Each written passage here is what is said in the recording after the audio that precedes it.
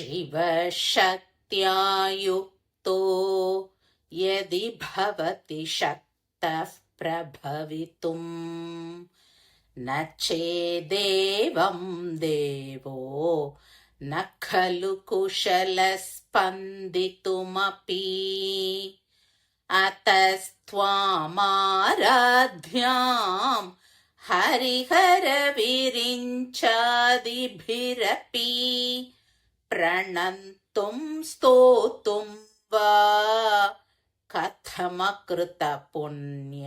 प्रभवति तनीयां सम्पांसुं तव चरणपङ्केरुहभवम् विरिञ्चि सञ्चिन्वन् विरचयति लोकानविकलम्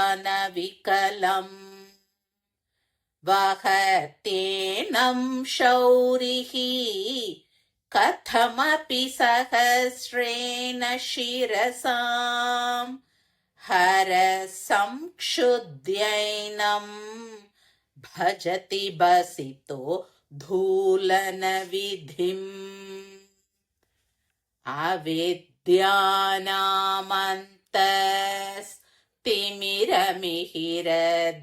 अविद्यानामन्तस्तिमिरमिहिरद्वीपनगरी जडानां चैतन्य स्तबकमकरन्दश्रुतिझरी दरिद्राणां चिन्तामणिगुणनिका जन्मजलदौ निमग्नानां दंष्ट्रा मुररिपुवराहस्य भवति त्वदन्यः पाणिभ्याम्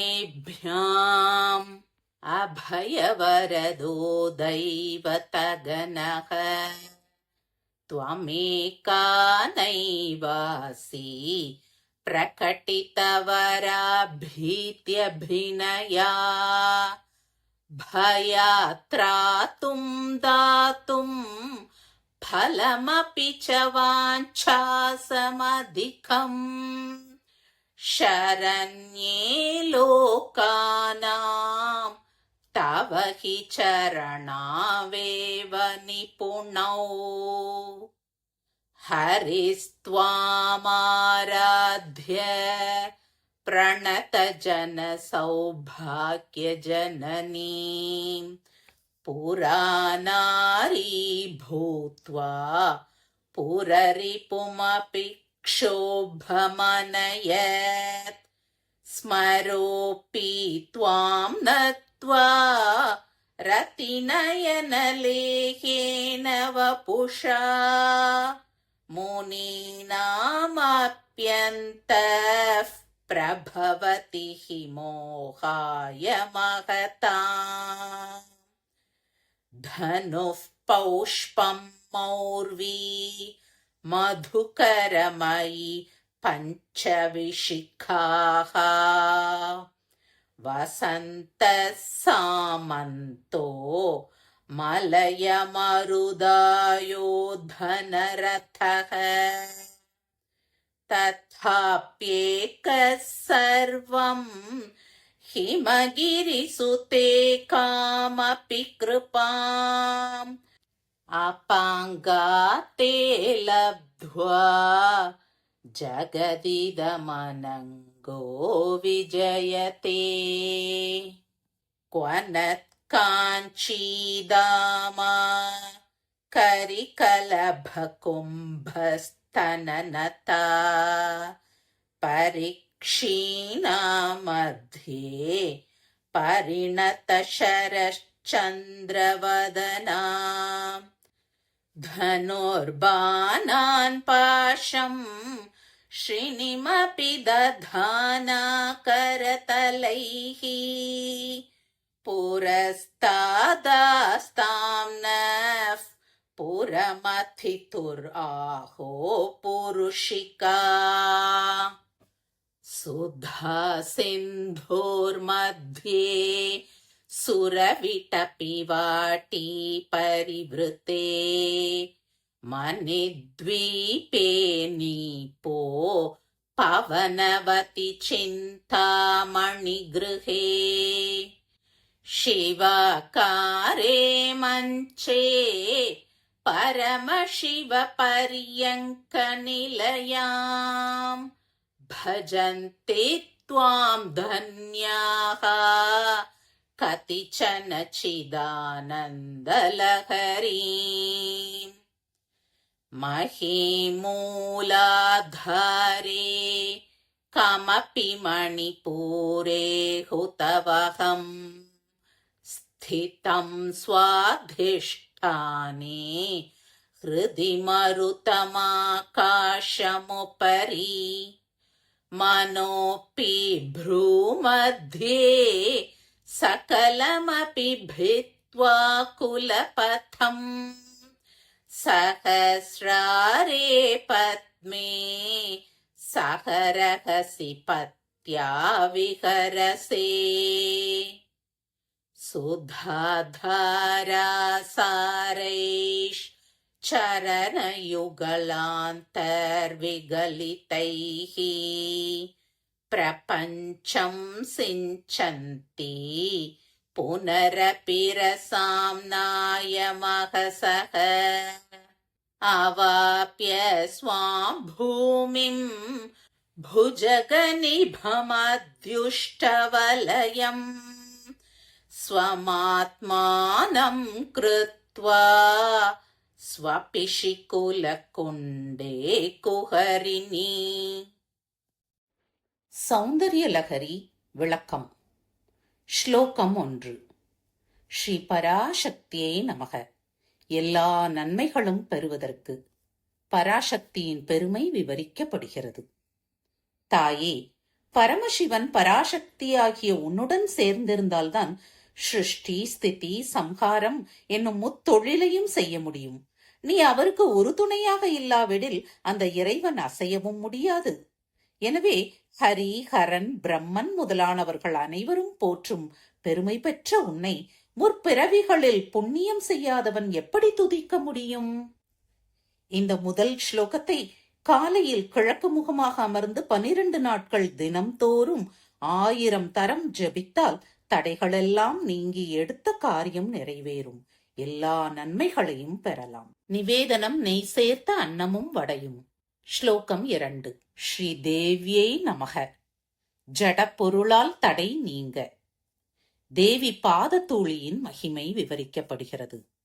தாயே, தாமரை மலர்கள் போன்ற நின் திருவடிகளிலிருந்து தோன்றிய மிகச்சிறிய தூளியை ஒவ்வொன்றாக சேர்த்து வைத்துக் கொண்டு 14 லோகங்களையும் பிரம்மதேவன் விசாலமாக படைக்கிறார்.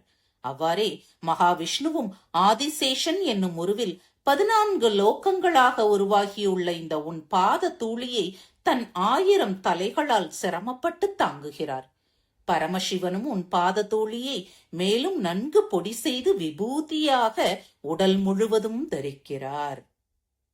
இந்த 2வது ஸ்லோகத்தை காலையில் வடக்கு முகமாக அமர்ந்து கொண்டு 1000 தடவை 55 நாட்கள் ஜபம் செய்பவர்களுக்கு ஞானம், செல்வம், புத்திர சந்ததி, பதவி, புகழ் முதலிய சகல நன்மைகளும் உண்டாகும். ஜட பொருட்களால் ஏற்படும் தடைகள் நீங்கும். நிவேதனம் பால் பாயாசம். ஸ்லோகம் 3.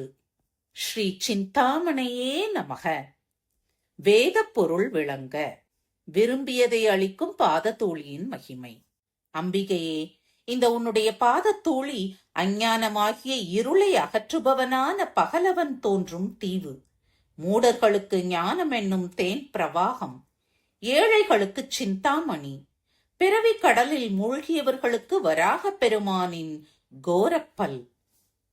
இந்த 3வது ஸ்லோகத்தை காலையில் வடகிழக்கு திக்கு நோக்கி உட்கார்ந்து 45 நாட்கள் நாள்தோறும் 2000 தரம் ஜபம் செய்தால் வேதங்களிலும் சகல கலைகளிலும் வல்லமை உண்டாகும், செல்வமும் உண்டாகும். நிவேதனம் உளுந்து வடை. ஸ்லோகம் 4. ஸ்ரீ லோக சரண்யாயே நமக. வியாதிகள் நீங்க. தேவியின் திருவடி மகிமை விளக்கப்படுகிறது. தாயே, உன்னை தவிர மற்ற தேவர்கள் எல்லாம் அபயம் வரதம் என்னும் ஹஸ்த முத்திரைகளை காட்டுகிறார்கள். நீ ஒருவள்தான் அந்த அபிநயங்களை செய்வதில்லை. ஏனென்றால் உன்னுடைய திருவடிகளே பயத்திலிருந்து காக்கின்றன. அவைகளே அவரவர் விரும்பியதற்கு அதிகமாகவே வரமளித்து விடுகின்றன. காலையில் கிழக்கு முகமாக அமர்ந்து 36 நாட்கள் தினந்தோறும் 3000 தடவை இந்த ஸ்லோகத்தை ஜபம் செய்தால் எல்லா விதமான நோய்களும் மற்ற பயங்களும் நீங்கும். பட்டம் பதவிகள் கிடைக்கும். நிவேதனம் எலுமிச்சம்பழச்சாதம். ஸ்லோகம் 5. ஸ்ரீ சௌபாக்கிய ஜன்யை நமக. அனைவரையும் வசீகரிக்க. ஸ்ரீ தேவி பூஜை மகிமை. தாயே, நீ வணங்கியவர்களுக்கு செல்வமெல்லாம் அளிப்பவள். உன்னை பூஜித்துத்தான் ஒரு சமயம் மகாவிஷ்ணு பெண் உருவம் கொண்டு பரமசிவனையும் மோகமடையச் செய்தார். அவ்விதமே மன்மதனும் உன்னை வணங்கித்தான் மிக்க அழகு பெற்று முனிவர்களின் மனத்தையும் கலங்கும்படி செய்ய முடிகிறது. காலையில் கிழக்கு முகமாக அமர்ந்து 8 நாட்கள் தினம்தோறும் 2000 தரம் இந்த ஸ்லோகத்தை ஜபம் செய்தால் ஆண் பெண்ணினிடையே ஏற்பட்டுள்ள கருத்து வேற்றுமை நீங்கி ஒற்றுமை உண்டாகும். எல்லோரையும் வசீகரிக்கும் சக்தி உண்டாகும். நிவேதனம் வெண்பொங்கல். ஸ்லோகம் 6. ஸ்ரீ ஹிமகிரி சுதாயை நமக. தம்பதிகளுக்குள் பிரேமை ஏற்பட. தேவியின் கடைக்கண் கருணை விளக்கப்படுகிறது. மன்மதனுக்கு புஷ்பம் வில், வண்டுகள் 4 கயிறு, 5 பானங்களும் புஷ்பங்கள், வசந்த ருது மந்திரி, மலைய மாருதம் என்னும் தென்றல் போருக்குரிய ரத்தம். இவைகளெல்லாம் வலிவில்லாதவை, நிலையில்லாதவை. ஆயினும் மன்மதன் உன் கடைக்கண் பார்வையால் கிடைத்த அருளினால் தனித்து நின்று இவ்வுலக அனைத்தையும் வெற்றி கொள்கின்றான் அன்றோ. காலையில் கிழக்கு அல்லது வடக்கு முகமாக உட்கார்ந்து 21 நாட்கள் தினம்தோறும் 500 தரம் இந்த ஸ்லோகத்தை ஜபம் செய்தால் தம்பதிகளுக்கிடையே ஒற்றுமை ஏற்படும். ஆண்மையற்றவனுக்கும் ஆண்மை உண்டாகி புத்திர சந்ததியும் ஏற்படும். நிவேதனம் கரும்பு. ஸ்லோகம் 7. ஸ்ரீ ஆகோ புருஷிகாயை நமக. சத்துருக்களை வெற்றி கொள்ள ஸ்ரீ தேவியின் திவ்ய ரூபம் விளக்கப்படுகின்றது. அம்பிகை சிறிய மணிகள் ஒலிக்கும் ஒட்டியானம் அணிந்தவள். யானையின் மத்தகம் போன்று பெருத்த ஸ்தனங்களால் சற்று வணங்கினவள். சிறிய எடையுள்ளவள். ஷரத்காலத்து பூர்ண சந்திரன் போன்ற திருமுகம் உடையவள். வில், பானம், பாஷக்கயிறு, ஈட்டி இவைகளை 4 கைகளிலும் தரித்தவள். இத்தகைய சிவ சக்தி ஸ்வரூபிணியான பரதேவதை எங்கள் எதிரில் நின்று காட்சி அளிக்கட்டும். கிழக்கு முகமாக அமர்ந்து 12 நாட்கள் தினந்தோறும் 1000 தரம் இந்த ஸ்லோகத்தை ஜபம் செய்தால் அரசாங்க காரியங்கள் அனைத்தும் நிறைவேறும். பகைவரை வெல்லலாம். நிவேதனம் அன்னமும் பாயசமும். ஸ்லோகம் 8. ஸ்ரீ சிதானந்தலஹரியை நமக. சம்சார பந்தம் நீங்க தேவியின் வாசஸ்தானம் விளக்கப்படுகிறது. தாயே, அமுத கடலின் நடுவில் கற்பக தருக்களால் சூழப்பட்ட ரத்தினமயமான தீவில் கதம்ப மரங்கள் நிறைந்ததும் சிந்தாமணிகளால் அமைந்துள்ளதுமான அரண்மனையில் முக்கோண வடிவில் உள்ள கட்டிலில் பரமசிவனாகிய படுக்கை மீது அமர்ந்தவளும் ஞான ஆனந்த அலை போன்றவளுமான உன்னை ஒரு சில புண்ணியசாலிகளே தியானம் செய்கிறார்கள். காலையில் கிழக்கு அல்லது வடக்கு முகமாக உட்கார்ந்து 12 நாட்கள் தினந்தோறும் 1000 தரம் இந்த ஸ்லோகத்தை ஜபம் செய்தால் சம்சார பந்தங்கள் நீங்கும். சிறைவாச பயம் நீங்கும். எண்ணியவை நிறைவேறும். நிவேதனம் மிளகு சாதமும் பாயசமும். ஸ்லோகம் 9. ஸ்ரீ சகஸ்ரார பத்ம விகாரிண்யை நமக. பஞ்சபூதங்கள் சுவாதீனமாக தேவி சஞ்சரிக்கும் இடம் விளக்கப்படுகிறது. தாயே, மூலாதாரத்தில் இருக்கும் பூமி தத்துவத்தையும் மணிப்பூரகத்தில் உள்ள ஜல தத்துவத்தையும் சுவாதிஷ்டானத்தில் உள்ள அக்னி தத்துவத்தையும் ஹிருதய ஆகாசத்தில் அமைந்த அநாகத சக்கரத்தில் உள்ள வாயு தத்துவத்தையும் விஷுத்தி சக்கரத்தில் உள்ள ஆகாச தத்துவத்தையும் புருவங்களுக்கு இடையே ஆக்ஞா சக்கரத்தில் உள்ள மனஸ்தத்துவத்தையும் பிளந்து கொண்டு போய் மேலே 1000 தளமுள்ள சகசிராரம் என்னும் தாமரை மலரில் நீ உன் கணவனோடு களிப்புற்று இருக்கின்றாய். காலையில் 45 நாட்கள் தினம்தோறும் 1000 தரம் இந்த ஸ்லோகத்தை ஜபித்தால் விட்டு பிரிந்த பந்துக்கள் வந்து சேருவர். அவர்கள் சென்ற திக்கை நோக்கி ஜபம் செய்ய வேண்டும். பஞ்சபூதங்களும் சுவாதீனமாகும். நிவேதனம் பால் பாயசம். ஸ்லோகம் 10. ஸ்ரீ குலகுண்ட குஹரிணி ஸ்வாபின்யை நமக. ஷரீர சுத்தி உண்டாக. ஆதார சக்கரவாசினி தேவி பற்றி விளக்கப்படுகிறது. தாயே, உன் திருவடிகளிலிருந்து பெருகுகின்ற அமிர்தத்தின் பிரவாகத்தால் உடலில் உள்ள 72,000 நாடிகளை நனைக்கின்றாய்.